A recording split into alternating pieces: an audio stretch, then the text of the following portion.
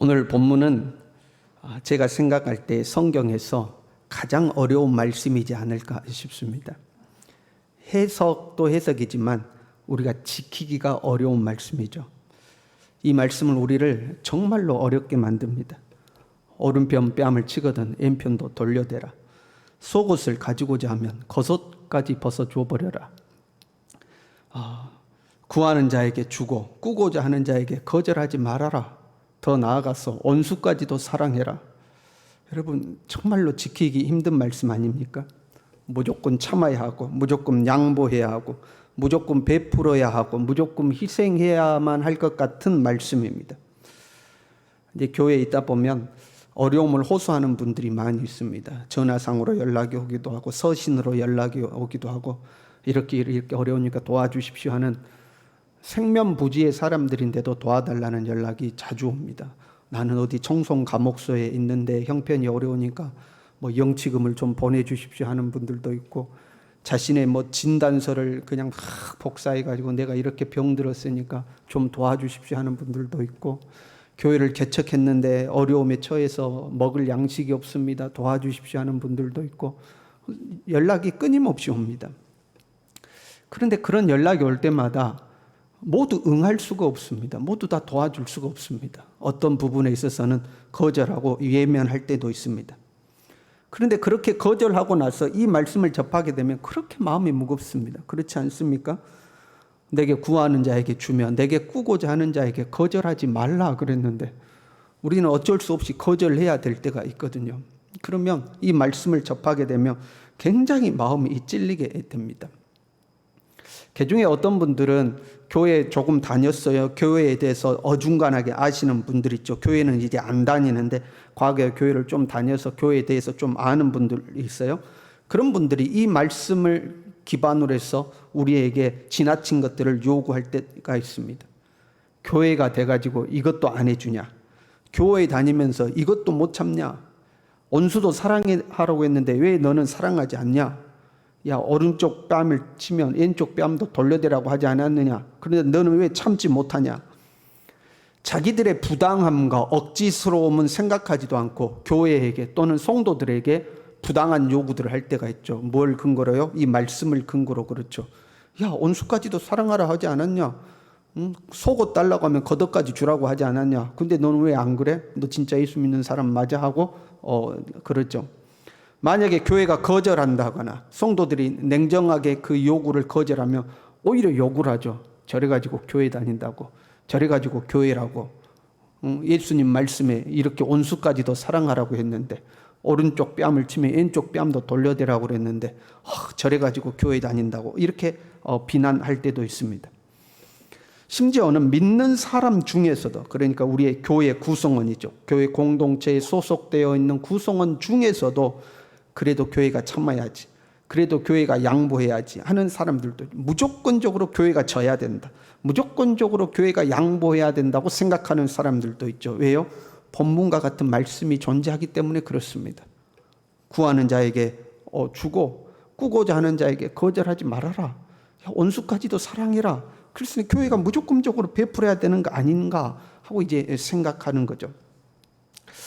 정말로 그러니까 이 말씀은 우리를 절대적으로 불리하게 만들어요. 절대적으로 불리하게 만들고 절대적으로 곤란하게 만드는 말씀입니다. 이 말씀 앞에 서면 그 마음이 안 무거울 사람이 없습니다. 이 말씀 앞에 서면 우리의 마음이 굉장히 무거워지죠. 여러분 한번 생각해 봐요. 여러분이 길 가는데 어떤 사람이 여러분의 자녀의 뺨을 때리고 있어요. 그냥 뺨을 그냥 때리고 있는 겁니다. 그 모습을 보고 여러분은 어떻게 하시겠습니까? 여보시오, 애 그러시오. 봤더니 아이가 나를 보고 울면서 아빠 나는 아무 잘못도 없는데 이 사람이 갑자기 나를 때려 그래요. 그럼 여러분 어떻게 하겠어요? 야, 성경에 오른뺨 치면 왼뺨도 대라고 그랬으니까 너 왼뺨도 돌려대라. 더 때리시오 그러겠어요?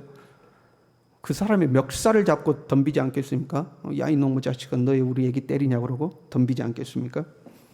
여러분이 장사를 하는데 여러분의 가게에 불쑥 손님이 하나 들어오더니 물건을 막 주워 담고 돈도 안 내고 가려고 그래요. 그럼 여러분 어떻게 하시겠습니까? 붙잡지 않겠습니까? 여보시오, 돈은 내고 가야지. 아니, 속옷을 달라면 겉옷까지 주라 하지 않았어. 내가 이 정도만 가져가는 것도 다행인 줄 아시오. 그러고 하면 어떡하겠어요, 여러분?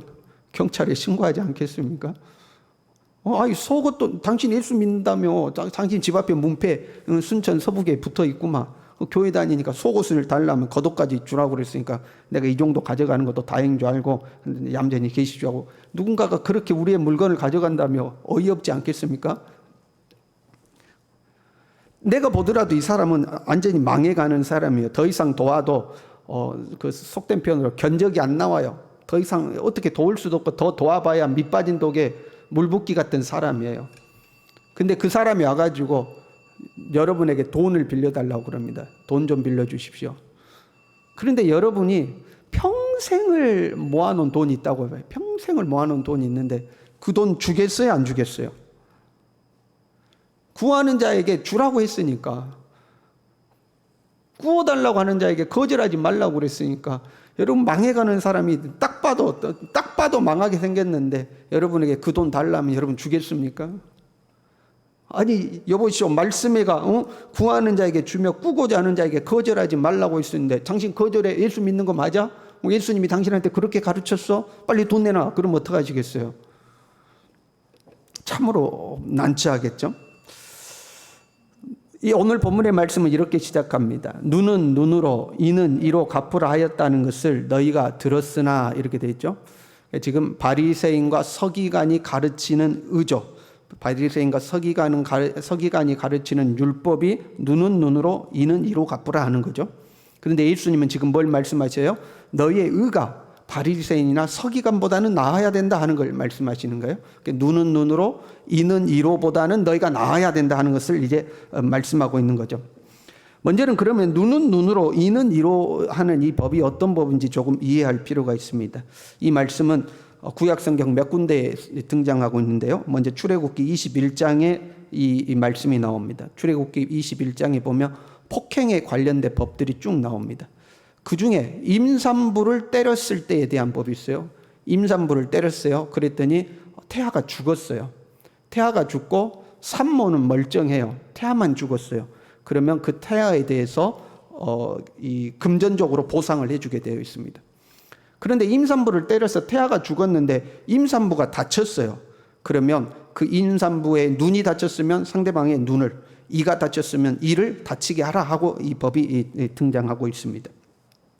그리고 레위기 24장에 보면 또 같은 말씀이 등장하는데, 이웃을 때려서 상해를 입혔을 때 어떻게 해야 되느냐 하는 거죠. 이웃에게 폭력을 행사해가지고 다쳤을 때 어떻게 하느냐. 내가 때렸는데 상대방 눈이 다쳤다? 그럼 그 사람 눈을 상하게 해라.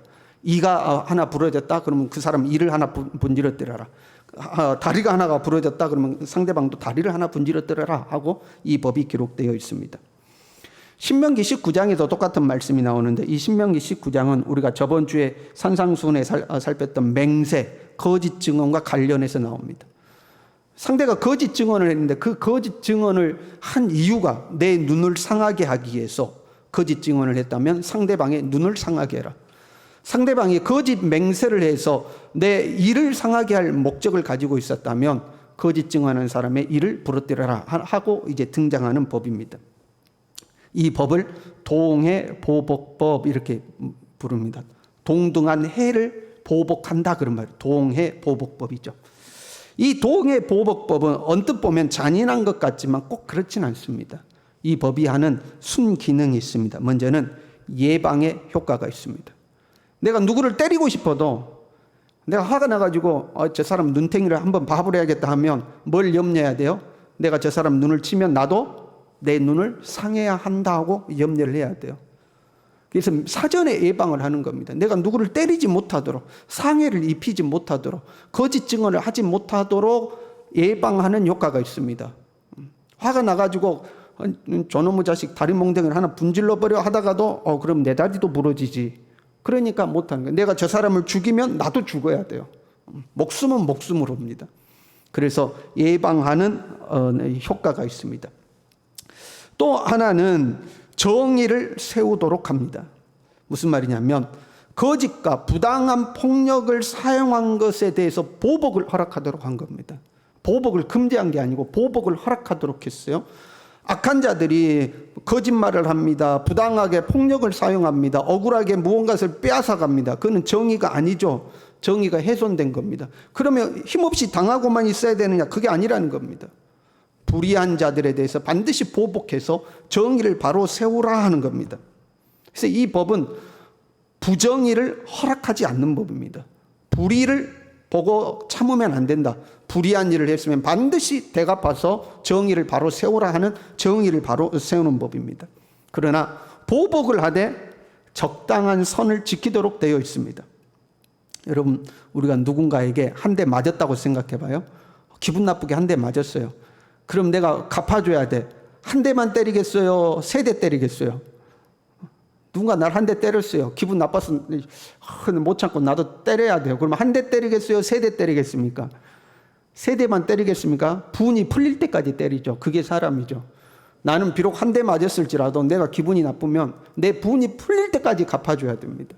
그게 이제 사람이거든요. 그래서 이 법이 정한 겁니다. 네 눈이 상했는데 기분 나쁘다고 눈도 때리고 이빨도 부러뜨리면 안 된다는 거예요. 네 눈이 상했을 때는 눈만 때리라는 거예요. 네 이가 부러졌다고 기분 나쁘니까 상대방 이도 분지러뜨리고 다리도 분지러뜨리고 손도 분지러뜨리면 안 된다는 거예요. 네 이가 부러졌냐 그러면 상대방 이만 부러뜨려라, 이렇게 그 한계를 정해 놓은 겁니다. 이것이 법의 기능이죠. 현대 법정에서도 마찬가지입니다. 만약에 피해를 입은 사람에게, 가해자에게 판결을 내리라고 한다면 감정대로 판결하지 않겠어요? 누군가가 내 자녀에게 상해를 입혀서 내 자녀가 실명을 했어요. 그럼 상대방에게 여러분 무슨 벌을 내리겠습니까? 기분 같았으면 사형하지 않겠습니까? 그러면 저런 사람은 죽어마땅하다고, 감히 내 자녀의 눈을 실명하도록 만들어 저 사람은 사형해야 된다고. 감정대로 한다면, 우리가 감정대로 한다면 뭐 내가 받은 것에 몇 배는 돌려줘야 속이 시원한 거죠. 그래서 피해자에게 판결을 내리지 않도록 하고 법정에서, 제3자가 법정에서 냉정하게 법을 가지고 판단하고 징계를 하도록 되어 있죠. 이게 현대 법정이지 않습니까? 그거 같은 겁니다. 이 법은 그런 기능을 가지고 있습니다. 눈은 눈으로, 이는 이로 갚는다는 것은 그래서 법적인 표현입니다. 법정에서 내리는 판결이에요. 누군가가 내 눈을 상하게 했어요. 그럼 내가 거기서 상대방의 눈을 때리는 게 아니고 이 사람을 데리고 법정으로 가서 이 사람이 나에게 부당하게 내 눈을 상하게 했습니다라고 고소를 하는 거죠. 그러면 법정에서 재판관이 저 사람 눈도 상하게 하라고 판결을 내리도록 되어 있는 이게 법인 겁니다. 우리 현대 법에도 있잖아요. 뭐 도둑질한 자는 징역 몇 년에 처한다, 벌금 얼마 이하로 처한다, 이게 정해져 있잖아요. 그 법인 겁니다. 그런데요, 이스라엘 백성들이 시간이 지나면서 이 법정인 판결이 없어도 개인적으로 보복을 하기 시작했습니다. 원래는 내가 상해를 입으면 이 사람을 법정으로 끌고 가서 재판관에 판결을 받고 나서 이 징계가 시행이 되어야 되는데, 어차피 눈을 상하게 한 자는 눈을 상하는 게 법이고 이를 상하게 하는 자는 이를 상하게 하는 것이 법이니까 법정에 가기 전부터 개인적으로 보복을 하기 시작한 거죠. 그게 암암리에 허용이 되었습니다. 그리고 이렇게 개인적으로 보복을 하는 것은 명예와 관련이 있었습니다. 보복을 해야 자기 명예를 지키는 걸로 되어 있어요. 당시 남자의 자격을 거론하는 말들이 있었는데 그 중에 이런 말이 있습니다. 다른 사람에게 한 대 맞았을 때 내가 한 대를 때리는 것은 공평한 사람이고 두 대를 때리는 것은 힘이 있는 사람이다. 그러나 한 대를 맞고도 대항할 수 없는 사람은 남자로서 수치스러운 사람이다. 이렇게 되어 있습니다. 맞고도 가만히 있으면 남자가 아니다 이 말이에요. 왜 이렇게 생각했는가? 그 사람은 자신의 가정을 지킬 수 없는 사람, 이렇게 생각한 겁니다. 내 가족이 누군가에게 당하면 가장이 나서서 갚아줘야 된다는 겁니다. 그래야 내 아내를 지키고 내 가족을 지키는 겁니다. 여러분, 현대에도 그런 거 있지 않아요? 그 연애하던 남자와 여자가 길을 가는데 건달들이 여자를 건드려요. 그러면 남자가 죽기 살게 덤비는 거죠. 힘이 없어도, 아무리 건달이어도, 내가 작신 두들겨 맞아도 내 여자를 내가 지킨다고 막 덤벼드는 거 아닙니까? 그런 거죠. 누군가가 내 가족을 건드렸어? 그럼 반드시 보복을 해야 되는 겁니다. 그게 명예였습니다. 당대의 남자들의 명예였어요. 내 가족의 눈을 상하게 했어. 내가 네 지옥 끝까지 쫓아가서 나도 네 눈탱이를 한번 본다. 이게 되는 거죠. 우리 가족 중에 누군가를 죽였어요. 그럼 도망갔어. 내가 지옥 끝까지 너를 쫓아가서 너 반드시 죽인다. 그게 가족의 명예를 지키는 것이었습니다. 그런데 내가 당했는데 상대방이 힘이 정말로 세요. 힘도 세고 사회적 지위도 있고 권세도 있어가지고 내가 도저히 대항할 수 없는 상황이 생기죠. 그러면 하나님께 호소를 했습니다. 하나님 갚아주십시오 하고 호소를 했는데, 그때 낭독했던 시가 시편 109편입니다. 하나님 앞에 이 시편 109편을 낭독하면서 하나님이 갚아달라고 호소하는 거예요. 시편 109편 시작은 이렇게 돼 있어요. 내가 찬양하는 하나님이여 잠잠하지 마옵소서. 하나님 가만 계시지 마세요. 내 원수 좀 갚아주세요 하여. 그런데 그 다음 내용들에 이런 내용들이 나옵니다. 그의 연수를 짧게 하시며 그의 직분을 타인이 빼앗게 하시며 그의 자녀는 고아가 되고 그의 아내는 과부가 되며 그의 자녀들은 유리하며 구걸하고 그들의 황폐한 집을 떠나 빌어먹게 하소서. 고리대금하는 자가 그의 소유를 다 빼앗게 하시며 그가 수고한 것을 낯선 사람이 탈취하게 하시며 온갖 저주를 다 쏟아붓고 있습니다. 내 힘으로 안 되니까 하나님, 저 사람이 나한테 이렇게 해를 입혔는데 하나님이 갚아주십시오. 빨리 죽게 만들고 자녀들은 고아되게 하시고 아내는 과부되게 하시고 빌어먹게 하시고 길거리에서 구걸하게 하시고 고리대금업자들한테 코가 끼어가지고 복상망하게 해주십시오 하고 하나님 앞에 이제 호소를 하는 겁니다. 이것이 당대의 율법이었습니다. 이것이 당대의 율법이었죠. 동해 보복법. 이것은 사실 결코 나쁜 법이 아닙니다. 범죄를 예방하고 정의를 바로 세우되 그 정의를 세움에 있어서 과하지 않도록 적절하게 대응할 수 있도록 그 틀을 잡아놓는 것이 이제 동해 보복법이었죠. 이것이 바리새인과 서기관들이 가르쳤던 의로움입니다. 그런데 예수님은 오른편 뺨을 때리면 왼편도 돌려대라 하고 가르친 거예요. 야, 너희는 눈에는 눈, 이에는 이로 배웠지. 그런데 그거는 바리새인과 서기관의 의고 너희는 그것보다 더 나아야 돼. 그런데 어떻게 해야 돼요? 오른편 뺨을 때리면 왼편도 돌려대라 하는 거죠. 전혀 당대의 그 명예를 지키는 것과는 맞지 않는 말씀입니다. 오른쪽 뺨을 맞는다, 이것은 굉장히 수치스러운 겁니다. 오른편은 왼편에 비해서 훨씬 중요하고 명예로운 쪽으로 여겨졌습니다. 지금도 중동에 가면 손으로 식사를 하는 경우가 있잖아요. 오른손은 식사하는 손이요, 왼손은 화장실에서 일 볼 때 쓰는 손이죠. 그러니까 왼손으로 악수를 청한다거나 왼손으로 뭔가 물건을 건넌다거나 하면 이건 완전히 신뢰가 됩니다. 오른손으로 악수하고 오른손으로 물건을 건네고, 제사장들이 짐승을 잡아 피를 받을 때도 오른손으로 받게 되어 있습니다. 오른손으로 받고 피를 뿌릴 때도 오른손으로 하게 되어 있습니다. 오른쪽이 명예로운 쪽이라고 생각하는 거죠. 그런데 내 오른쪽 뺨을 맞았다, 내 명예에 손상이 가는 것입니다. 참아서는 안 되죠. 지금도 그런 게 있지만 당대의 사람들은 명예를 재물보다 더 중요하게 여겼습니다. 명예가 손상됐는데 그 명예를 지켜내지 않는데 그건 수치스러운 거예요. 오른쪽 뺨을 맞으면 반드시 갚아야 돼요. 그런데 예수님은 왼편도 돌려대라 하고 이야기하고 있습니다. 그 수치와 모욕을 참으라 하는 겁니다. 네가 당하는 수치와 모욕을 참아야 된다 하고 말씀하는 거죠. 속옷을 가지고자 하는 자에게 겉옷까지도 가지게 해야 된다. 이스라엘의 겉옷에는 이 옷단술이라는 게 달려 있습니다. 이렇게 주렁주렁 술을 만들어서 매달아놨죠. 이것은 하나님의 율법을 상징하고 있습니다. 그 겉옷에가 이 옷단술이 있다는 것은 이 사람은 하나님의 율법을 지키는 사람이다, 하나님과 관계되어 있는 사람이라는 표시였습니다. 아침과 저녁으로 쉐마를 낭독했는데 그때는 이 겉옷, 옷단술이 있는 겉옷을 둘러쓰고 그 쉐마의 말씀을 낭독합니다. 그만큼 이 옷은 중요한 옷이었습니다. 그래서 유대인은 누구나가 이 겉옷을 저당 잡아가지고 이익을 취하려는 시도를 하지 않습니다. 그것은 마치 하나님과의 관계를 파괴시키는 거나 다름없는 행동이에요. 그래서 겉옷을 저당 잡는 게 아니고 속옷을 저당 잡게 되어 있어요. 그래서 오늘 말씀에도 이렇게 되어 있죠. 또 너를 고발하여 속옷을 가지고자 하는 자, 이렇게 되어 있죠. 고발한다고 되어 있죠. 이게 법적으로 저당 잡으려고 하는 겁니다.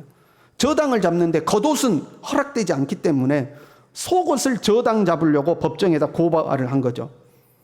그러면 법정 다툼에서 네 속옷 지키려고 하지 말고 겉옷까지 벗어줘 버려라 하는 겁니다. 아니 상대방도 나의 이 신앙을 존중해서 겉옷을 저당 잡지 않고 속옷을 저당 잡으려고 하는 건데 아예 법정 다툼을 하지도 말고 그냥 속옷까지 벗어서 줘버려 이렇게 말씀하고 있는 겁니다. 억지로 오리를 가게 하거든 그 억지로 오리를 간다는 것은 당대 로마의 이 징발법을 말하는 겁니다. 강제로 국가에서 강제로 짐을 지울 수 있는 거예요. 아무나 지나가는 사람 잡고 너 이 짐 지워 하고 짐을 지우면 짐을 지고 가야 됩니다. 그런데 갈 수 있는 한계를 정해 놓은 게 그게 오리입니다. 오리는 누구나가 가다가 너 이거 지워 그러면 이제 짊어져야 되는 거예요. 예수님이 십자가 지실 때 구레네 시몬에게 이리 와 너 이거 십자가 지어 했잖아요. 그게 이제 징발법인 겁니다. 그때 오리를 가게 하는데 여러분 기분 나쁘지 않겠어요? 안 그래도 로마는 우리나라를 압제하는 우리로 말하면 일본이나 다름없는데 나한테 짐을 지운단 말이에요. 어쩔 수 없이 끌려가지만 속으로는 씩씩거리지 않겠어. 이 나쁜 놈들 우리가 언젠가는 꼭 독립하고 너희들을 무찌르리라 이런 마음 품지 않겠어요? 그런데 그렇게 국가에 대항하지 말고 오리를 가자고 그러면 저항하지 말고 오리 더 가져라 심리를 가져라 하고 이야기를 하는 거예요. 참 어려운 말씀이죠. 당대 사람들이 듣기에도 어려운 말씀입니다. 수치를 참고 불이익을 참고 부당함을 참아내라는 거죠. 우리는 이 말씀대로 살 수 있을까? 정말 우리는 이 말씀대로 살 수 있을까? 역사 속에서 이렇게 산 사람들이 있어요. 예수님을 만나고 나서 자신의 재산을 다 팔아 가난한 사람들에게 나눠주고 자기는 길거리에 다니면서 복음을 전하는 사람들이 있었죠. 길을 가다가 헐벗은 사람을 만나면 자기 옷을 벗어주고 신발을 신지 못한 사람을 보이면 신발을 벗어서 그 사람에게 줘버리고 자기는 맨발로 다녔던 사람들도 있습니다. 맨발의 성자 이렇게 부르죠. 그런데 그런 사람들은 소수였습니다. 아주 소수죠. 예수님을 믿는 우리 모두가 이렇게 살 수 있을까 또는 이렇게 살아야만 하는가 하는 겁니다. 문제는 다 그렇다 치고 그러면 정말 우리는 이렇게 살아야 하냐? 이렇게 살아야지만 천국에 가는 거냐? 그건 아니겠죠. 이렇게 살아야만 하냐 하는 거죠. 동해보복법은 바리새인과 서기관의 율법입니다. 이것은 정의를 세우고 불의를 용납하지 않죠. 정의를 세운다는 미명 아래 과도하게 보복하거나 그 도가 지나치게 안가품하는 것을 정당화하지 않죠. 적당한 선을 지키도록 합니다. 정의를 바로 세우는 거예요, 이 법은.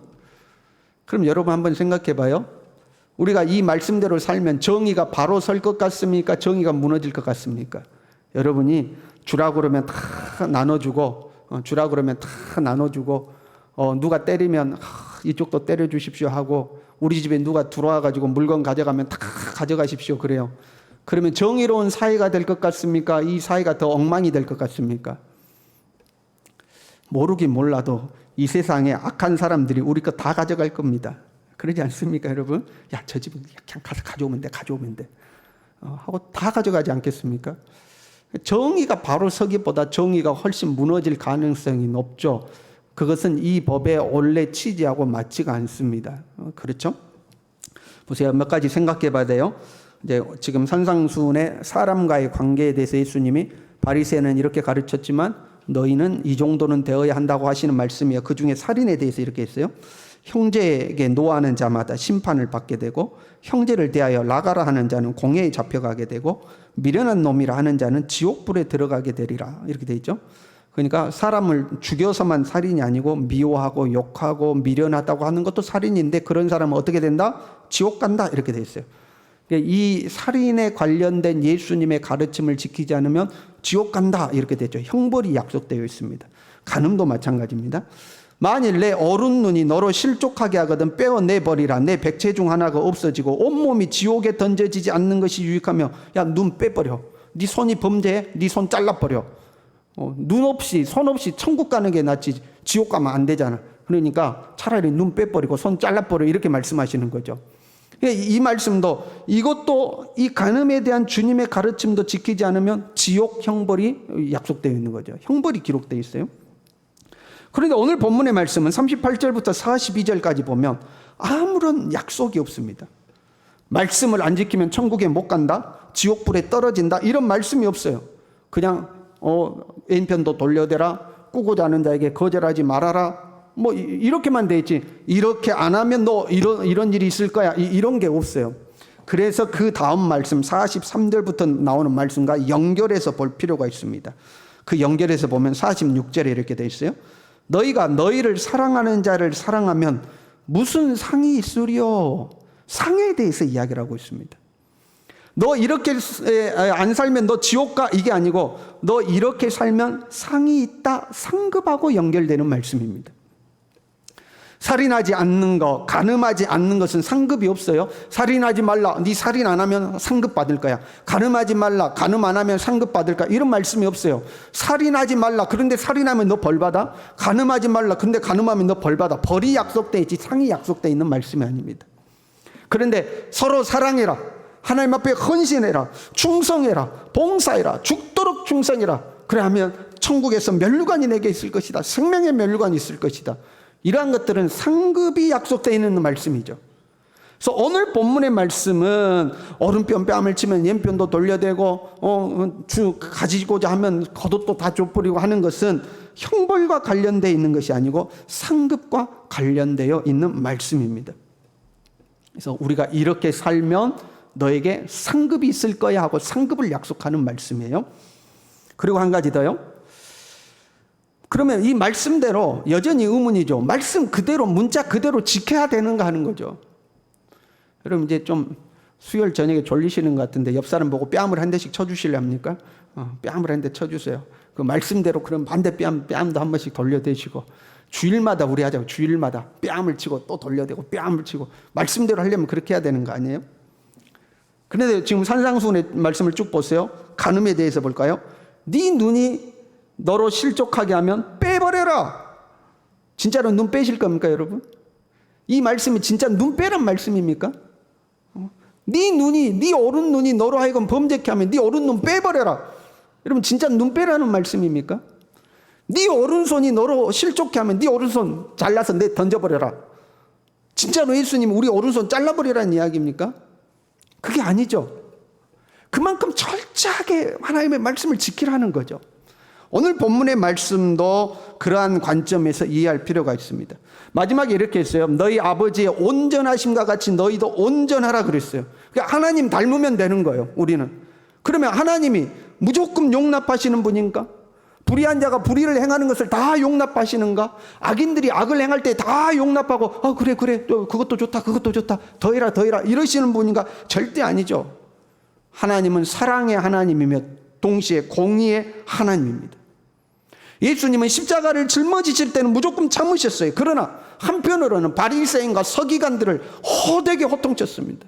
이 독사의 자식들 하면서 예식하는 서기관과 바리새인들이 이 해처럼 무덤 같은 것들이요, 이 독사의 자식들하고 호되게 뭐라고 하시고, 성전에 가서는 성전을 뒤집어 엎으셨죠. 아니 오른편 뺨을 치면 왼편도 돌려대시지 예수님 왜 그렇게 성질을 내십니까? 그렇지 않다는 것을 알 수가 있습니다.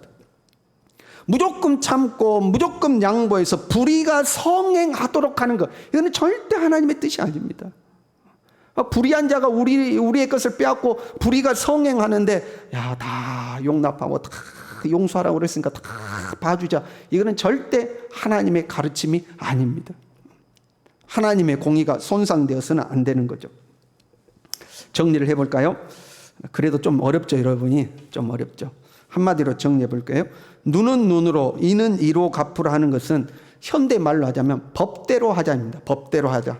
너 내 눈 상하겠냐? 그럼 너도 눈 상해. 이게 법이야. 법대로 해, 법대로. 눈은 눈으로, 이는 이로. 이거는 바리새인이 가르치는 의로움인데 그 바리새인의 의로움은 법대로 하자입니다. 법대로 해, 법대로. 우리가 싸울 때 그러잖아요. 누구하고 시비 붙으면 법대로 해, 법대로. 법대로 하자고, 법대로. 이렇게 되는 거죠. 그게 바리새인과 서기관의 의입니다. 그런데 오른편 뺨을 치면 왼편도 돌려대고, 속옷을 갖고자 하면 겉옷도 내주고, 꾸고자 하면 거절하지 않는 것은 관용과 자비를 베푸는 겁니다. 내가 힘이 없어서 참는 걸 말하는 게 아니에요. 오른편 뺨을 치면 내가 힘이 없어서 왼편도 돌려대는 게 아니고, 법대로 하면 얼마든지 내가 갚아줄 수 있는데 자비를 베풀라는 겁니다. 관용을 베풀라는 겁니다. 누군가 법대로 하자 했을 때 비난할 수는 없는 겁니다, 여러분. 누군가가 법대로 하자 그러면 그것도 잘하는 거예요. 왜요? 요즘 사람들은 법대로도 안 하려고 그러거든요. 어떻게 해서든지 법을 빠져나가려고 그러고 법을 악용해서 내 이익을 채우려고 그러지 법대로 하는 것도 별로 없거든요. 법대로 하자도 잘하는 거예요. 그러나 그것은 바리새인과 서기관의 의다. 적어도 너희는 무조건 법대로 하자 하기보다는 자비를 좀 베풀 수 있어야 된다. 관용을 베풀 수 있어야 된다 하는 거죠.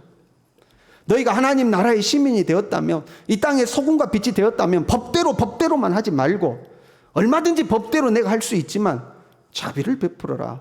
그것이 하나님 나라의 자녀의 모습이다. 그것이 하나님을 닮아가는 모습이다 하는 거죠.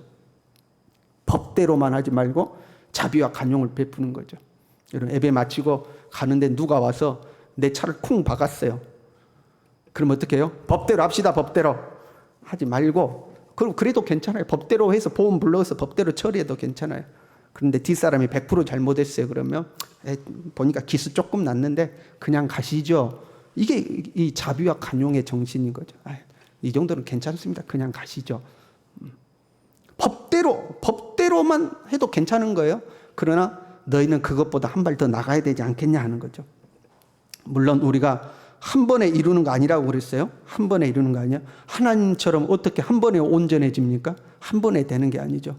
시간이 지남에 따라서 법대로 하던 사람이 자비가 생기고 관용이 생기고 마음이 좀 너그러워지고 마음의 여유가 생기고, 옛날에는 그렇게 까칠하고 날카롭고 예리하고 건들기만 하면 그냥 막 뭐가 튀어나왔는데 세월이 지나감에 따라서 좀 부들부들해지고 괜찮아 내가 참을게 그냥 넘어가 하고 부드러워질 수 있도록 우리가 점점 그렇게 주님 닮아갈 수 있기를 바랍니다.